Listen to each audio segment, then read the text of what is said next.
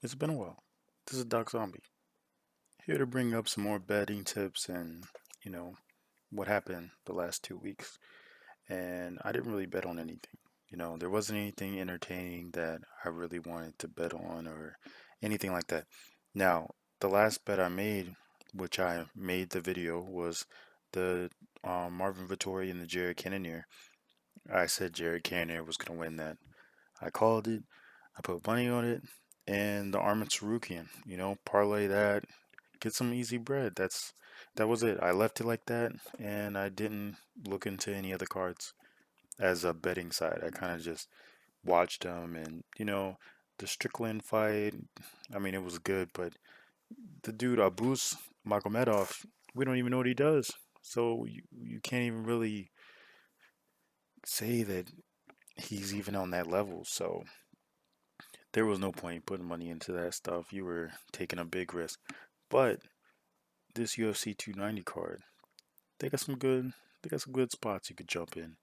And this is probably my biggest uh, bet list I can um, make out. But there are definitely some good spots and last minute replacements that can be actually good, like the Bo Nickel one. The Bo Nickel fight, hey, it's possible. You could lose, it's possible. But, anyways, all right, first up, Jimmy Crute versus Alonzo Menifield. Jimmy Crute's a minus 140, Alonzo Menifield a plus 120. And they fought, what, earlier this year or last year, and it ended as a draw, which is kind of trash, but it is what it is. And you got Jimmy Crute as the favorite. Now, Jimmy Crute just came off of two losses from Jamal Hill and Anthony Smith. Now, they're both not bad. And one of them was the champion, Jamal Hill. But the thing is, his wins aren't really impressive either. They're kind of bums too. Bukowskis and Olejic, they're not that good.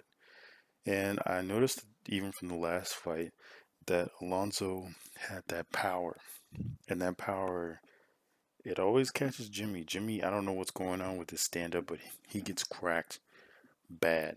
So I think it'll be the same thing. I think they're gonna go in there, and I think Jimmy's gonna try to wrestle more, but obviously Alonzo's gonna see that too, and Alonzo's just gonna lay him out.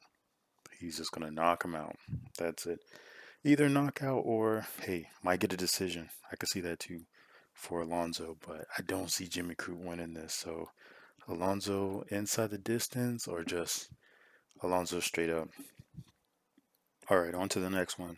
Now you got Jalin Turner against Dan the Hangman Hooker. Now I'm a big Hangman Hooker fan, and if anybody else knows, the losing streak he's going on, and just the way his career's been going lately, it kind of sucks. And there would have been a nail in the coffin if he would have lost to Claudio that last fight, but hey, he got the win, which I was so glad. But you got Jalen Turner versus Dan Hooker. Now, like I said, I'm a Dan Hooker fan, and I really want him to win this, but I don't think he's gonna win this. I think he's gonna get mauled, honestly choked out by Jalen Turner. I think Jalen Turner's just gonna submit him, and that's it.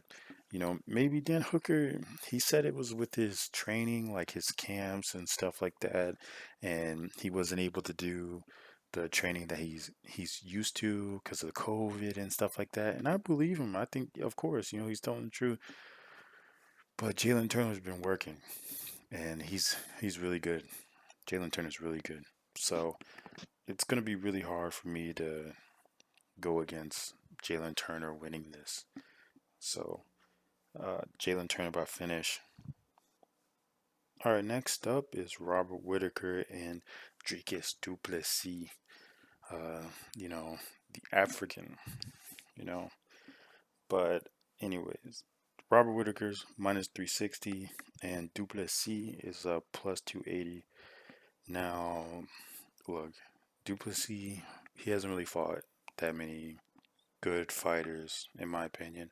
I think he's beaten okay fighters, like he's beaten Bronson, he's beaten Till, Tavares, Gills, those dudes are good, but they're just not on the level that Whittaker fights on a common.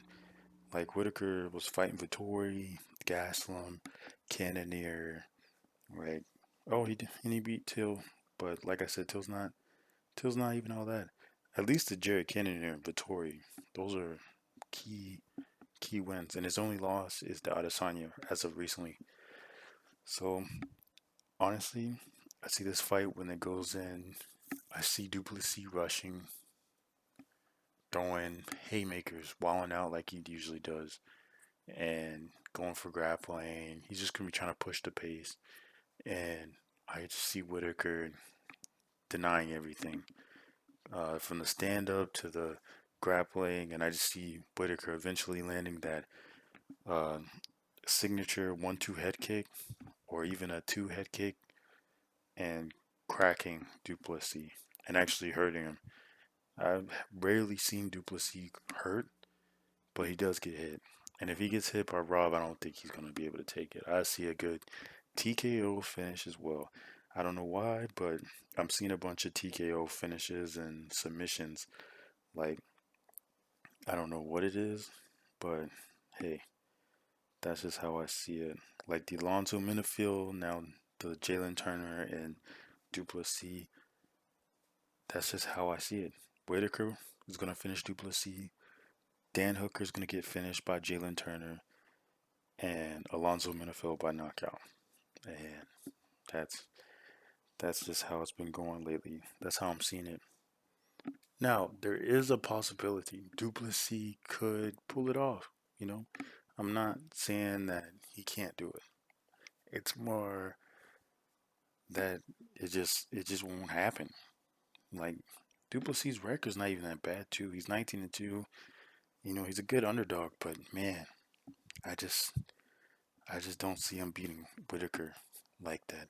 He would really have to push a crazy pace and have Whittaker gas, but I just don't see it. I see Whittaker killing him. I see Whittaker just killing him. And I just don't think that Duplessis can really outwork him, especially somebody used to fighting 5 rounds, main event cards. You got Duplessis and Whittaker in 3 rounds. Whittaker is probably going to go even a higher pace. Now he knows it's just 3 rounds, especially the last round. He'll just throw anything. He won't care because he's used to it. So yeah, Whittaker by finish, and that's just it. All right, next up, I have Brandon Moreno and Pantoja. Moreno's a minus 210, and Pantoja is a plus 175. Now, Pantoja's beaten Moreno twice. To me, 2 losses from the same guy, it's kind of giving me the same Izzy, Alex Pereira thing. But I don't know what it is. I think Pantoja might just have his number, you know? And the thing is, you got Brandon Moreno. All he's been fighting is Davis and Figueroa. The man fought him like 6 times. It's been crazy. He hasn't really been able to fight anybody else besides Davis and Figueroa.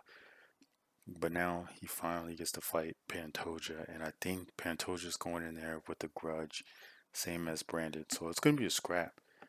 And I just believe that Moreno, he's gonna he's gonna show his heart, and he's gonna win. But now this is the money bet. That's how I feel. That's how I feel what's gonna happen. But what I really think is gonna happen, Pantoja is gonna neutralize his wrestling. He's just gonna dominate him, and he'll get a decision win. That's how I see. I see Pantoja by decision, and it'll be pretty well too, like a good decision win. Nothing crazy. I just see a nice decision win for Pantoja, and he'll outwork, neutralize all the positions against Moreno. So Pantoja decision. Hey, even a finish, but moneyline Pantoja is the way to go. All right, the main event, the title fight. This is it, the last fight of the night. You got Alexander Volkanovski against Yair Rodriguez, El Pantera. Now, You got Volk as a minus 370 and Rodriguez as a plus 290. Now, Yari's looking like a good underdog. I mean, it's possible. He has a chance. He could land the most nastiest body kick and lay Volk out. A knee, an elbow, he could do it. But Volk, he got so much heart, so much will to win, and is so good in every aspect that it's kind of hard to go against him. But the plus 290, that's some good odds. Honestly, I see Volk winning by a decision or a TKO. Fourth round TKO for Volk. Um, he has some disadvantages, but it's really just height. His reach is really the same, so I mean the only thing difference is the legs. The legs of Yari Rodriguez are much longer than Volk, so I could definitely see him. Obviously, this is his game plan. He's going to use those kicks, but something tells me that Volk is just going to be able to use his distance. And even with Max, he was able to just stay out of range, come in and out. And I see him doing the same thing against Yari. Eventually taking him down and just mauling him. He's just going to maul him on the ground. And this might be, honestly, another Frankie Edgar situation. He might just get mauled on the ground.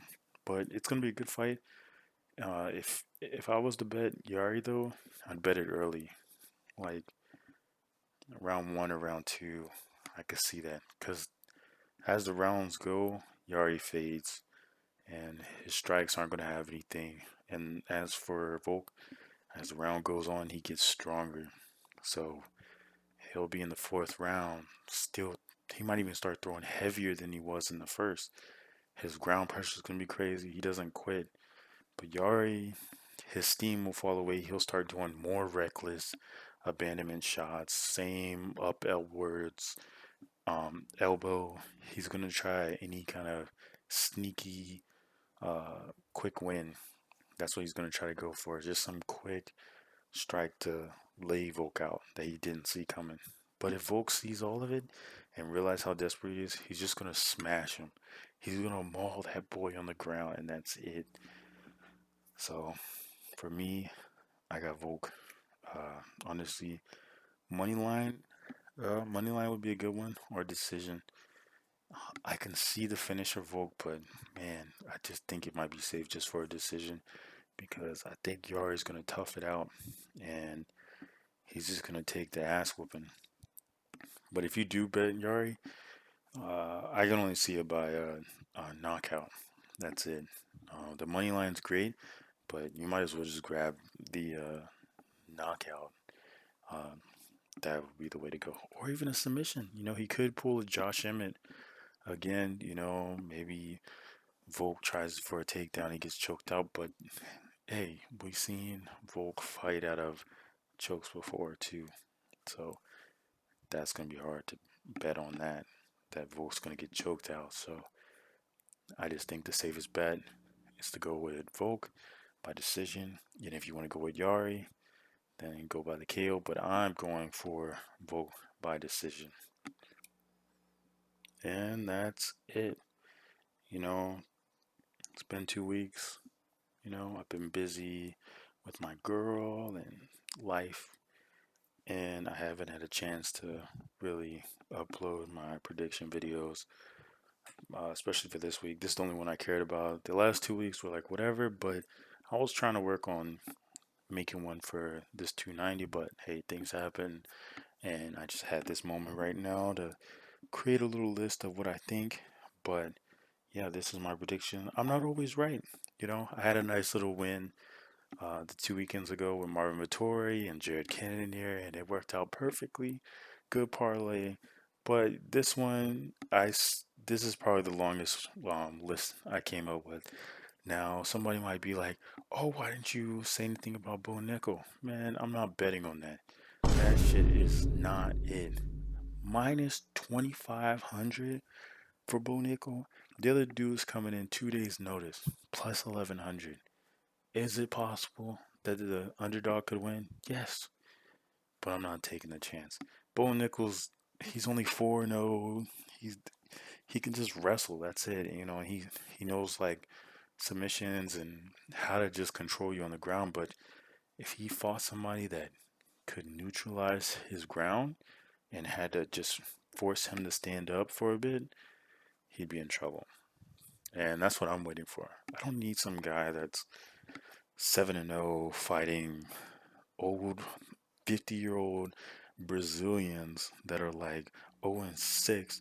Like, look at the last dude this dude fought, Luis Melo. Bro, this dude's 42 years old and he's 2-6. Bro hasn't had a win since 2013. And you're telling me he's gonna beat Bo Nickel? Ain't no way. Ain't no fucking way. And that's why I'm not touching that shit.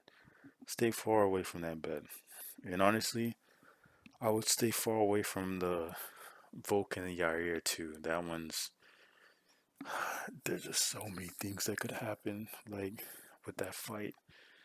But like I said, Yair by knockout, Volk by decision, possibly Volk by knockout too. But honestly, decision, money line for Volk. But anyways, please like and subscribe. You know, hit me up. Tell me what you guys put in. What kind of bets you guys made, things like that. I'm trying to make some more videos, like content videos for UFC 3 and more stuff to throw on the page, like different highlight videos, like I did for Crocop and I did for Charles Oliveira. So more content, more to come. But anyways, this is Dark Zombie. Thanks for everything and peace.